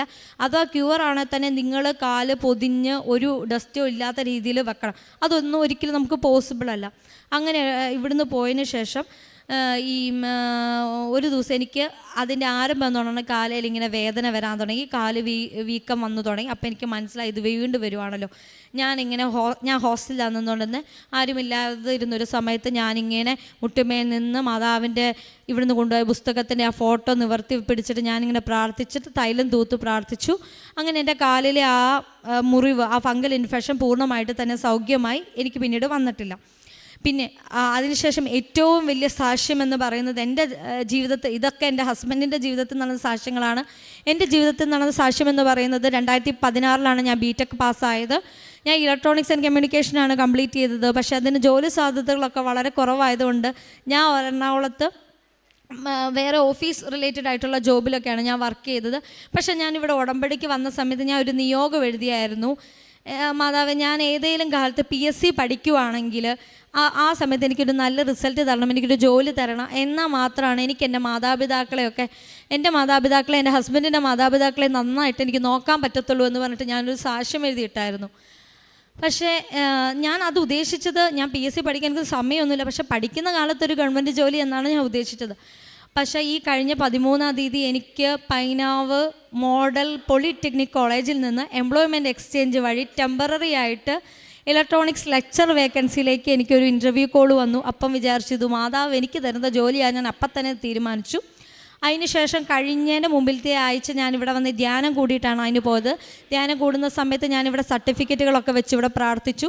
ആ സമയത്ത് ഞാൻ പ്രാർത്ഥിച്ചുകൊണ്ടിരുന്നു, എനിക്ക് ദൈവമേ അച്ഛനിലൂടെ എനിക്കൊരു സാക്ഷ്യം ഇതിന് കേൾക്കണമെന്ന് പറഞ്ഞെങ്കിൽ പ്രാർത്ഥിച്ച സമയത്താണ് സൗമ്യ കായംകുളത്തിൻ്റെ ഒരു സാക്ഷ്യം അച്ഛൻ കോട്ട് ചെയ്ത് ഇവിടെ സംസാരിച്ചു. എക്സ്പീരിയൻസ്, ഓയിൽ ആൻഡ് ഗ്യാസിൽ എക്സ്പീരിയൻസ് ഇല്ലാത്തവരുടെ ഭർത്താവിന് ജോലി കിട്ടിയ കാര്യം പറഞ്ഞു. അപ്പം ഞാൻ ആ പുറകിലത്തെ ജനലിൽ അവിടെ നിന്ന് ധ്യാനം കൊടുത്തു. അപ്പം ഞാൻ തീരുമാനിച്ചു, ഈ ജോലി എനിക്ക് തന്നെയുള്ളതാണ്. ഞാൻ അവിടെ വെച്ച് ഞാൻ ഉറപ്പിച്ചു, എനിക്ക് ഈ ജോലി ഉള്ളതാണ്. ആ ധൈര്യത്തിൽ ഞാൻ ഇൻ്റർവ്യൂവിന് പോയി. 18-ാം തീയതിയാണ് ഇൻ്റർവ്യൂവിൻ്റെ ലെറ്റർ എൻ്റെ വീട്ടിൽ വന്നിട്ടില്ലായിരുന്നു. അവിടെയും ദൈവം എന്നെ രക്ഷിച്ചു. ഈ മാസം 18-ാം തീയതി ഇടുക്കി ജില്ലയിൽ ഹർത്താലായതുകൊണ്ട് എൻ്റെ ഇൻ്റർവ്യൂ എന്ന് പറയുന്നത് 21-ാം തീയതിയിലേക്ക് മാറ്റി വെച്ചു. അങ്ങനെ ദൈവം അവിടെയും പ്രവർത്തിച്ചു. അങ്ങനെ ഞാൻ 18-ാം തീയതി അവിടെ ഹർത്താലായിരുന്നു. അങ്ങനെ എനിക്ക് 3-4 ദിവസം കൂടെ മുന്നോട്ട് കൂട്ടി. അപ്പോൾ എനിക്ക് മനസ്സിലായി, എനിക്ക് ആ ലെറ്റർ എൻ്റെ വീട്ടിൽ വരാൻ വേണ്ടിയിട്ടാണ് ഈ ഹർത്താലൊക്കെ വന്നതെന്ന് എനിക്ക് മനസ്സിലായി. അങ്ങനെ ഞാൻ വീട്ടിൽ ചെന്ന് 19-ാം തീയതി ശനിയാഴ്ചയായിരുന്നു. ശനിയാഴ്ച ഉച്ച വരെയേ ഉള്ളൂ പോസ്റ്റ് ഓഫീസ്. ഞാൻ ഉച്ച കഴിഞ്ഞിട്ട് പോകാമെന്ന് വിചാരിച്ചിരുന്നപ്പോൾ എൻ്റെ പപ്പ പറഞ്ഞു, എടി നീ ഒന്നും കൂടെ ചെല്ല്, ലെറ്റർ വന്നിട്ടുണ്ടോ നോക്കാൻ പറഞ്ഞു. ഞാൻ അവിടെ ചെന്നു കഴിഞ്ഞപ്പോഴത്തേക്കിന് അപ്പം ഞാനൊരു കല്യാണ ഫംഗ്ഷനും കൂടെ അറ്റൻഡ് ചെയ്യാൻ പോകുമായിരുന്നു. അപ്പോൾ ഞാൻ വിചാരിച്ചു ഫംഗ്ഷൻ കഴിഞ്ഞിട്ട് പതുക്കെ പോയാൽ മതിയല്ലോ. പക്ഷേ പപ്പ പറഞ്ഞു, എടി ഇന്ന് ശനിയാഴ്ച ഉള്ളൂ, നീ വേഗം പോകണമെന്ന് പറഞ്ഞു. ഞാൻ അവിടെ ചെന്നപ്പോൾ ഞാൻ അവിടെ ഒരു ചെറിയ പയ്യനിരിപ്പണം. ഞാൻ പയ്യനോട് പറഞ്ഞു, എൻ്റെ ലെറ്റർ വന്നിട്ടുണ്ടോ, എനിക്കൊരു ഇൻ്റർവ്യൂ അറ്റൻഡ് ചെയ്യാൻ. അയ്യോ, അപ്പോൾ ആ പയ്യൻ പറഞ്ഞു, ചേച്ചി വന്നിട്ടില്ല. ഞാൻ പറഞ്ഞു, എന്ത് കാണിച്ചാലും എനിക്കിന്ന് തരണം കേട്ടോ, രാവിലെ ഇൻ്റർവ്യൂ തിങ്കളാഴ്ച, നിങ്ങൾ തുറക്കുന്നതിന് മുമ്പ് ഞാൻ ഇവിടുന്ന് പോകും, എനിക്ക് ഇൻ്റർവ്യൂ ഇല്ലാണ്ട് ലെറ്റർ ഇല്ലാതെ പറ്റില്ല എന്ന് പറഞ്ഞു. അങ്ങനെ ഞാൻ കല്യാണ ഫംഗ്ഷന് പോയിരിക്കുന്ന സമയത്ത് എൻ്റെ പപ്പ വിളിച്ചിട്ട് പറഞ്ഞു, ഇവർ പോസ്റ്റ് ഓഫീസ് ശനിയാഴ്ച നേരത്തെ ക്ലോസ് ചെയ്യാൻ നിന്ന സമയത്താണ് അന്ന് കൊറിയർ വന്നത്. സാധാരണ ആ സമയത്തൊക്കെ കൊറിയർ വരുമ്പോൾ അവർ അതെടുത്ത് വെക്കുകയേ ചെയ്യത്തുള്ളൂ, അല്ലാതെ അത് ക്ലയൻറ്റിന് ഡിസ്ട്രിബ്യൂട്ട് ചെയ്യാനൊന്നും അവർ നോക്കാറില്ല. പക്ഷെ ഞാൻ ഇങ്ങനെ ചെന്ന് പറഞ്ഞതുകൊണ്ട് എൻ്റെ പേര് ഓർമ്മയിൽ വന്നു, എൻ്റെ വീട്ടുപേരും ഒക്കെ ഓർമ്മയിൽ വന്നതുകൊണ്ട് അവരെൻ്റെ പപ്പയുടെ അനിയനെ വിളിച്ചു പറഞ്ഞു. അങ്ങനെ എൻ്റെ പപ്പയുടെ അനിയൻ പോയത് കളക്ട് ചെയ്യുക ചെയ്തത്. അതിനുശേഷം ഞാൻ ഇൻ്റർവ്യൂവിന് അറ്റൻഡ് ചെയ്തു. 7ഓളം കാൻഡിഡേറ്റ്സ് ഉണ്ടായിരുന്നു. അതിൽ ടീച്ചിങ് എക്സ്പീരിയൻസ് ഉള്ള 3-4 പേരുണ്ടായിരുന്നു. ഇതിൽ യാതൊരു എക്സ്പീരിയൻസ് ഇല്ലാത്തതും മെറിറ്റിൽ അവരെക്കാളൊക്കെ മാർക്ക് കുറവായിട്ടുള്ള വ്യക്തിയും ഈ ബിടെക്കിൽ 4-5 സപ്ലി ഉണ്ടായി. അത് പാസ് ഔട്ട് ആകുന്നതിന് മുമ്പ് ക്ലിയർ ചെയ്തു. പക്ഷേ ഒരു സപ്ലി പോലും ഇല്ലാതെ ക്ലിയർ ചെയ്ത് നല്ല മാർക്കുള്ള കാൻഡിഡേറ്റ്സ് ഒക്കെ ആയിരുന്നു അവർ. അപ്പോൾ ഇൻ്റർവ്യൂവിന് പോകുന്ന അന്ന് രാവിലെ ഒരു 4:30 തൊട്ട് എനിക്ക് വൊമിറ്റിങ്, അതുകൊണ്ട് വയറിന് പ്രശ്നം, ഭയങ്കര പ്രശ്നങ്ങളൊക്കെ ആയിരുന്നു. എപ്പോഴും വൊമിറ്റ് ചെയ്തുകൊണ്ടിരിക്കുന്നത്. അപ്പോഴും ഞാൻ വിചാരിച്ചു ഈ ജോലി എനിക്ക് തന്നെയുള്ളതാണ്, എനിക്കുള്ള സാക്ഷ്യമാണിതെന്ന് എനിക്ക് മനസ്സിലായി. അങ്ങനെ ഒരു തരത്തിലാണ് എൻ്റെ ബ്രദർ എന്നെ ഇൻ്റർവ്യൂവിന് അറ്റൻഡ് ചെയ്യിക്കാൻ കൊണ്ടുപോയത്. അവിടെ ഇരുന്നപ്പോഴും ഞാൻ പോയ വഴിക്കുമെല്ലാം ഞാൻ അച്ഛൻ്റെ ധ്യാനം, സാക്ഷ്യങ്ങൾ, പ്രാർത്ഥനകൾ മാത്രമാണ് കേട്ടോ. ഇടയ്ക്ക് മാത്രം ഇച്ചിരി ടോപ്പിക്കൊക്കെ നോക്കുമായിരുന്നു. അവിടെ ചെന്ന് 7 കാൻഡിഡേറ്റ്സ് ഉണ്ടായിരുന്നു. കോളേജിലോട്ട് കയറുന്നതിന് മുമ്പ് ഞാൻ ഉപ്പ് ആരും ചവിട്ടാത്തൊരു സ്ഥലത്തിട്ടിട്ട് ഞാൻ പറഞ്ഞു, ഹിതമുണ്ടെങ്കിൽ എനിക്ക് ഈ ജോലി തരണമെന്ന് പറഞ്ഞ് ഞാൻ പോയി. എൻ്റെ സർട്ടിഫിക്കറ്റിലെല്ലാം കുരിശുരൂപം വരച്ചു. ഞാൻ ഇൻ്റർവ്യൂവിന് അറ്റൻഡ് ചെയ്തു. അതിന് മുമ്പ് എക്സാം ഉണ്ടായിരുന്നു. 25 ക്വസ്റ്റ്യൻ ഉണ്ടായിരുന്നു. 25-ൽ ഒരു ക്വസ്റ്റ്യൻ പോലും എനിക്കറിയത്തില്ലായിരുന്നു. ഞാൻ എഞ്ചിനീയറിംഗ് കാലയളവിൽ പഠിച്ചിട്ടുള്ളതായ യാതൊരു ബന്ധമുള്ള ഒരു കാര്യം പോലും ഇല്ലായിരുന്നു. 1-2 ക്വസ്റ്റ്യൻ നോക്കി മറുപുറം നോക്കിയപ്പോഴും എനിക്കറിയില്ല. ഞാൻ എന്നാ ചെയ്തു, ക്വസ്റ്റ്യൻ വായിക്കാതെ കാശുരൂപം വെച്ച് മനസ്സ് തോന്നിയ ആൻസറുകളൊക്കെ ആരോ പറയുന്ന പോലെ ഒരു ഉത്തരങ്ങളൊക്കെ നോക്കി ഞാൻ ഫില്ല് ചെയ്ത് കൊടുത്തു. അതിനുശേഷം ഡെമോ ക്ലാസ് ആയിരുന്നു. ഡെമോ ക്ലാസ്സിലും എല്ലാവരും അവിടെ നിന്ന് വലിയ സർക്യൂട്ടൊക്കെ വരച്ച് പഠിച്ച് പ്രിപ്പയർ ചെയ്യുന്നുണ്ട്. ഞാൻ ഏറ്റവും സിമ്പിളായിട്ട് ഒരു ചെറിയ ടോപ്പിക്, മോഡുലേഷൻ, ഇലക്ട്രോണിക്സ് ഒക്കെ പഠിച്ചവർക്കറിയാം. മോഡുലേഷൻ എന്ന് പറയുന്ന ഒരു പൊടി കൊച്ചിന് പോലും നമ്മൾ ഹൈസ്കൂൾ ലെവലിൽ പഠിക്കുന്ന മോഡുലേഷൻ എന്ന് പറയുന്ന ഒരു ഏറ്റവും സിമ്പിളായിട്ടുള്ള ഒരു ടോപ്പിക്ക് മാത്രം ഞാൻ പഠിപ്പിച്ചു. അത് പഠിപ്പിച്ചപ്പോഴും ഞാൻ കാശുരൂപം കൈപ്പിടിച്ചാണ് ഞാൻ പഠിപ്പിച്ചത്. നല്ല ശബ്ദത്തിൽ തന്നെ ഞാൻ പറഞ്ഞു പഠിപ്പിച്ചു. അതിനുശേഷം വീണ്ടും ഒരു ഇൻ്റർവ്യൂ ഉണ്ടായിരുന്നു. ഈ ഇൻ്റർവ്യൂവിന് ഇരിക്കുന്ന സമയത്ത് ഇവിടെ എല്ലാവരും സാക്ഷ്യം പറയുന്നത് ഞാൻ കേട്ടിട്ടുണ്ട്. നമ്മളെ മുൻപരിചയമുള്ള ആൾക്കാരെ പോലെയാണ് അവർ നമ്മുടെ അടുത്ത് സംസാരിക്കുമ്പോൾ ഞാൻ ഓർത്ത്, എൻ്റെ ദൈവം എന്നെ നല്ല പരിചയമുള്ള പോലെയാണല്ലോ ഇവർ അതൊക്കെ മാതാവിൻ്റെ അടയാളങ്ങളാണ്. അങ്ങനെ ഞാൻ ഇൻ്റർവ്യൂ ഒക്കെ കഴിഞ്ഞു തിരിച്ചു പോന്നു. ചൊവ്വാഴ്ച ഞാനിവിടെ ധ്യാനം ഒരു ഉച്ച കഴിഞ്ഞാണ് കൂടാനിരുന്നത്. മൊബൈൽ കൂടുന്ന സമയത്ത് തുടങ്ങിയ സമയത്ത് എൻ്റെ മനസ്സിലൊരു ഉൾവിളി വന്നു. എൻ്റെ കുഞ്ഞുങ്ങളെ സമർപ്പിച്ച് പ്രാർത്ഥിക്കുന്നു എന്ന് പറഞ്ഞിട്ട് ഞാൻ കരഞ്ഞ് പ്രാർത്ഥിച്ച്, എൻ്റെ ദൈവമേ എനിക്ക് ദാനമായി തന്നിരിക്കുന്ന മക്കളെ ഓർത്ത് ഞാൻ പ്രാർത്ഥിക്കുന്നു എന്ന് വിചാരിച്ചു. എനിക്ക് കുഞ്ഞുങ്ങളൊന്നും ഇല്ല 4 വർഷമായിട്ട്. എന്നിട്ടും എനിക്കിങ്ങനെ ഒരു തോന്നൽ വന്നപ്പോൾ ഞാൻ വിചാരിച്ചു കോളേജിലെ കുട്ടികളെ സമർപ്പിച്ച് പ്രാർത്ഥിക്കാൻ വേണ്ടിയിട്ടാണ് ഇതെന്ന് വിചാരിച്ചു. ഞാൻ പ്രാർത്ഥിച്ചു. അങ്ങനെ ഒരു 1 മണിക്കൂറോളം ധ്യാനം കൂടിയപ്പോൾ പ്രിൻസിപ്പൾ വിളിച്ചിട്ട് പറഞ്ഞു, നിങ്ങൾ സെലക്റ്റായി എന്ന് പറഞ്ഞു. ഞാൻ പെട്ടെന്ന് അങ്ങ് കരഞ്ഞു. ഞാൻ മെയ് മാസം 3-ാം തീയതി ഇവിടെ വന്ന് ഉടമ്പടി എടുത്തത് ഒരു കുഞ്ഞിന് വേണ്ടിയിട്ടാണ്. പക്ഷേ പരിശുദ്ധ അമ്മ ഞാൻ അറിയത്തില്ലാത്ത എൻ്റെ സബ്ജക്റ്റ് പഠിപ്പിക്കാൻ വേണ്ടിയിട്ട് അറിയത്തില്ലാത്ത ദേശത്ത് കിടക്കുന്ന കുറേ കുഞ്ഞുങ്ങളെ പരിശുദ്ധ അമ്മ എൻ്റെ കൈകളിൽ കൊണ്ട് തന്നു. അങ്ങനെ ഒന്നുമില്ലായ്മ കിടന്ന് എനിക്ക് ടെമ്പററി ആയിട്ട് പോളിടെക്നിക് കോളേജിൽ ലെക്ചറൽ വേക്കൻസിയിലേക്ക് എന്നെ സെലക്ട് ചെയ്തു. ഒരിക്കൽ പോലും ഞാൻ വിചാരിച്ചില്ല ഇത്ര പെട്ടെന്ന് കിട്ടുമെന്ന്. ഒരു ടെമ്പററി വേക്കൻസി ആണെങ്കിൽ പോലും ഒരു ജോലി കിട്ടുക എന്ന് പറഞ്ഞാൽ ഒരു വലിയ ഭാഗ്യമാണ്. ഒരു ദിവസം ആ ഒരു സാലറി മേടിക്കാൻ പറഞ്ഞാൽ വലിയൊരു ഭാഗ്യമായിട്ട് ഞാൻ കണക്കാവുന്ന എൻ്റെ മാതാവ് എനിക്ക് തന്നു. അതുപോലെ എൻ്റെ 11 വർഷത്തെ എൻ്റെ ഹോസ്റ്റൽ ജീവിതമാണ് അവസാനിക്കുന്നത്. 2012 സെപ്റ്റംബർ 5-ാം തീയതിയാണ് ഞാൻ എഞ്ചിനീയറിങ്ങിന് പോകുന്ന ദിവസം ഞാനിങ്ങനെ ഹോസ്റ്റലിലിരുന്ന് ഞാൻ കരഞ്ഞ് പ്രാർത്ഥിച്ചു, മാതാവേ ഈ സെപ്റ്റംബർ 5-ാം തീയതി ആകുമ്പോൾ 11 വർഷം പൂർത്തിയാവുകയാണ്. എൻ്റെ കൂടെ വന്നവരും എൻ്റെ കൂടെ ഉണ്ടായിരുന്നവരും ഒക്കെ വീടുകളിലേക്ക് പോയി. എന്നിട്ട് ഞാനിവിടെ ഒറ്റയ്ക്ക് എന്നെക്കാളും പ്രായം കുറഞ്ഞ കുഞ്ഞുങ്ങളുടെ ഒപ്പം ഞാൻ ഈ ഹോസ്റ്റലിൽ ജീവിക്കുവാണല്ലോ. മാതാവേ എന്നെ ഇവിടുന്ന് ഒന്ന് മാറ്റിത്തരണേന്ന് ഞാൻ കണ്ണുനീരോടുകൂടി ഞാൻ പ്രാർത്ഥിച്ചു. ഞാൻ ഒരുപാട് ഇരുന്ന് പ്രാർത്ഥിച്ചു. എൻ്റെ ജോയിനിങ് ഡേറ്റ് വന്നിരിക്കുന്നത് സെപ്റ്റംബർ 4-ാം തീയതിയാണ്. 11 വർഷം തികയാനായിട്ട് ഒരു ദിവസമുള്ള സമയത്ത് തന്നെ എൻ്റെ പരിശുദ്ധ അമ്മ എൻ്റെ വീട്ടിലേക്ക് മാറ്റപ്പെടുവാണ്. എൻ്റെ കോളേജ് എന്ന് പറയുന്നത് എൻ്റെ ഭർത്താവിൻ്റെ വീട്ടിൽ നിന്നും എൻ്റെ വീട്ടിൽ നിന്നും തുല്യ ദൂരത്തിൽ. എനിക്ക് 2 മാതാപിതാക്കളെയും അവരുടെ കാര്യങ്ങളൊക്കെ എനിക്ക് സന്തോഷമായിട്ട് ചെയ്യാനും എൻ്റെ ഇടവക പള്ളിയിൽ പോകാനും എനിക്ക് സൺഡേ സ്കൂൾ പഠിപ്പിക്കാനും ഞാൻ നാളിതുവരെ ആ ജോലി ചെയ്യുന്ന അത്രയും കാലം എനിക്ക് 2 വീട്ടുകളിലേക്ക് പോകാനായിട്ടുള്ള ഭാഗ്യം പരിശുദ്ധ അമ്മ എനിക്ക് തന്നു. അതുകൊണ്ടാണ് ഞാനിവിടെ വന്ന് സാക്ഷ്യം പറയുന്നത്. അതുപോലെ ഒരുപാട് പേര് ഞാൻ ഒരു ദിവസമെങ്കിലും ഞാൻ കർത്താവിനെക്കുറിച്ച് ഞാൻ പറയും, കർത്താവ് എനിക്ക് ചെയ്ത അനുഗ്രഹങ്ങളെക്കുറിച്ച് പറയും. അതുപോലെ കാരുണ്യപ്രവർത്തനം, ഞാൻ ഹോസ്റ്റലിലാണ് താമസിക്കുന്നത്, എന്നിട്ടും ഞാൻ നന്നായിട്ട് ഫുഡ് കുക്ക് ചെയ്യും. അപ്പം ഞാൻ വിചാരിച്ചു ഞാൻ നന്നായിട്ട് ഫുഡ് കുക്ക് ചെയ്യുന്നുണ്ടെങ്കിൽ ആ ഫുഡ് വെച്ചിട്ട് ഞാൻ മറ്റുള്ളവർക്ക് നന്നായിട്ട് ഭക്ഷണം കൊടുക്കണമെന്നൊരു ചിന്ത വന്നു. എൻ്റെ വീട്ടിലൊരു അതിഥി വരുമ്പോൾ ഞാൻ എത്ര നന്നായിട്ട് ഫുഡ് ഉണ്ടാക്കുന്നു അത്രയും നന്നായിട്ട് ഞാൻ ഫുഡ് ഉണ്ടാക്കി ഞാൻ പൊതിച്ചോറുകൾ കൊണ്ട് കൊടുക്കുമായിരുന്നു. പിന്നെ ഡിസേബിൾ ആയിട്ടുള്ള കുട്ടികളുടെ അനാഥ മന്ദിരങ്ങൾ ഞാൻ സന്ദർശിക്കുമായിരുന്നു, അവിടെ പോയി ശുശ്രൂഷ ചെയ്തിട്ടുണ്ട്. പിന്നെ മൊബൈലിലൂടെ ഒക്കെ വരുന്ന സഹായങ്ങൾക്ക് ഞാൻ ചെയ്യുമായിരുന്നു. അതിൽ കുറേ പേരുടെ ഒക്കെ നമ്പറുകളൊക്കെ സേവ് ചെയ്തിട്ട് അവർക്ക് വചനങ്ങളൊക്കെ അയച്ചു കൊടുക്കും, അവരോട് ഞാൻ സംസാരിക്കും. ക്യാൻസർ പേഷ്യൻസ് ആയിട്ടുള്ള കുട്ടികളെ ആശ്വസിപ്പിക്കും. പിന്നെ വചനങ്ങളൊക്കെ എല്ലാവർക്കും അയച്ചു കൊടുക്കും. പിന്നെ എന്നാൽ കഴിയുന്ന മരുന്ന് മേടിക്കാനും അതുപോലെ ചികിത്സാ സഹായങ്ങളും പിന്നെ എന്നാൽ കഴിയുന്ന എല്ലാ സഹായങ്ങളും ഒരു മടിയും കൂടാതെ ദൈവനാമത്തിൽ എനിക്ക് ചെയ്യാൻ പറ്റുന്നുണ്ട്. ഇത്രയുമാണ് എൻ്റെ ജീവിതത്തിൽ നടന്ന്. ഇതിലും ഒരുപാട് ഇവിടെ പറയാൻ പറ്റുന്നതും പറയാൻ പറ്റത്തില്ലാത്തതുമായ ഒരുപാട് സാക്ഷ്യങ്ങൾ എൻ്റെ ജീവിതത്തിൽ നടന്നിട്ടുണ്ട്. ഈ കാര്യങ്ങളെയൊക്കെ പ്രതി പരിശുദ്ധ അമ്മയ്ക്കും കർത്താവായ യേശു ക്രിസ്തുവിൻ്റെ നാമത്തിൽ ഞാൻ നന്ദി അറിയിക്കുന്നു.